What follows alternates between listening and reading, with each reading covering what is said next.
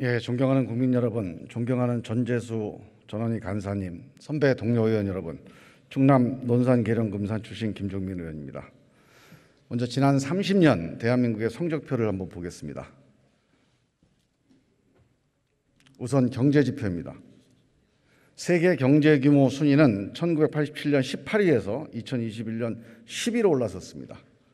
국민소득은 1987년 3,500달러에서 2021년 35,000달러로 10배나 뛰었습니다.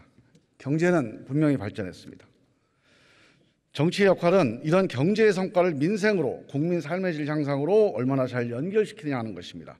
그게 정치 성적표일 것입니다. 같은 시기 민생 지표를 보겠습니다. 우선 임금 격차입니다. 대기업 대비 중소기업 평균 임금이 1999년 71.7%에서 2021년 47.2%로 내려앉았습니다. 소득 격차입니다.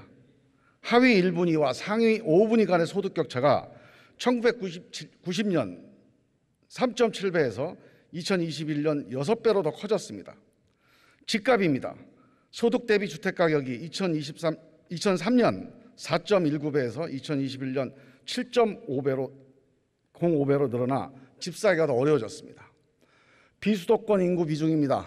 1985년 60.9%에서 2021년 49.6%로 주저앉았습니다. 갈수록 지방에서 살기가 어렵다는 것입니다. 자살률은 1987년 8.2명에서 2021년 26명으로 폭증했습니다. 출생률은 모든 민생의 종합성적표입니다. 1987년 1.53명에서 2022년 0.78명 반토막이 났습니다. 대한민국 경제는 선진국인데 민생 지표는 대부분 거꾸로 가고 있습니다. 대한민국 정치 성적표는 낙제입니다. 한국 정당들은 늘 이렇게 얘기해 왔습니다. 우리에게 과반수를 달라. 그동안 국민들은 과반수도 권력도 보수 진보 모두에게 좋았습니다. 그러나 30년 우하향하는 이 민생 그래프를 바꾸지 못했습니다.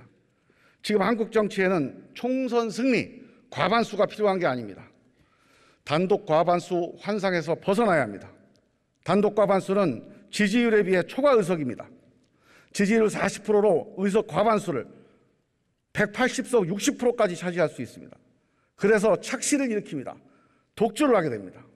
부당하다고 생각하는 상대방은 승복하지 않습니다. 결사적으로 발목을 잡게 됩니다. 연합 과반수 정치로 가야 합니다.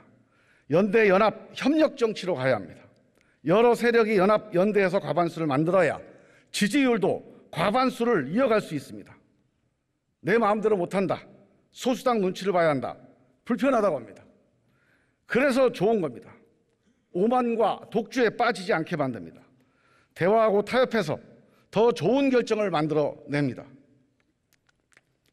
이견이 있는 문제, 이해 충돌이 있는 문제, 시간이 걸리는 문제를 해결해 나갈 수 있는 힘을 만들어낼 수 있습니다.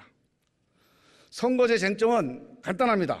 한 명 뽑는 선거를 할 거냐, 여러 명 뽑는 선거를 할 거냐.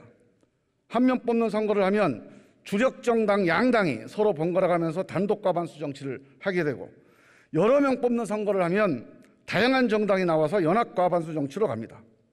제대로 일하는 국회, 대화와 타협이 있는 정치로 가려면 연합 과반수 정치로 가야 합니다. 그러기 위해서는 여러 명 뽑는 선거로 가야 합니다.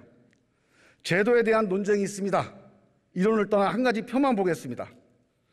여러 명 뽑는 유럽 여러 나라들과 한 명 뽑는 미국, 영국, 프랑스, 한국을 비교해 본 정치 성적표입니다. 민주주의 지수, 인간 개발 지수, 행복 지수, 모든 지표에서 일관된 차이가 있습니다. 한 명 뽑는 선진국보다 여러 명 뽑는 선진국이 앞서가고 있는 게 우연이 아닙니다.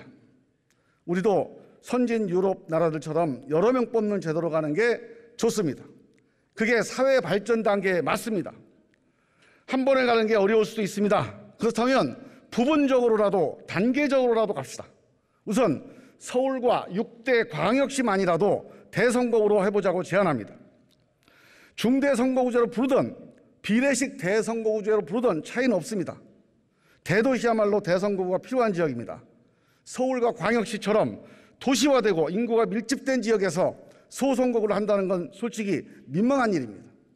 서울의 한 구청 단위를 가불병으로 나누면 그 경계가 어디서 구별되는지 아는 주민이 얼마나 되겠습니까? 그 소선거구만에 차별화된 국회의원 임무가 얼마나 되겠습니까? 트랙터와 비행기 가지고 헥타르 단위로 농사 짓는 세상이 됐는데 한두 마지기 각자 등기해 놓고 논농사 짓는다면 일이 제대로 되겠습니까? 특광역시만 대선거구로 해도 개혁 가성비가 좋습니다. 비례성, 국민대표성, 다양성 다 높아집니다. 정당의 유불리도 어느 한쪽으로 치우치지 않습니다.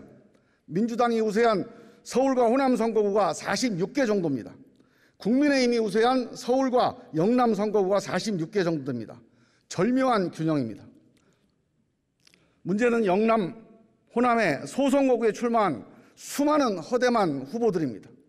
이들을 위해서 전국 비례대표 30석에 중복 출마를 허용하면 영호남 등 취약지역의 많은 허대만 후보들이 10명에서 15명까지 당선될 수 있습니다. 새로운 시대에 새로운 리더십이 필요합니다. 사회가 다양해지면 단독, 독점, 독주의 리더십은 오히려 약하고 깨지기 쉽고 흔들리기 쉽습니다. 여러 의견과 주장을 하나로 모아내는 연합, 연대, 협력의 리더십이 더 강력한 힘을 발휘합니다.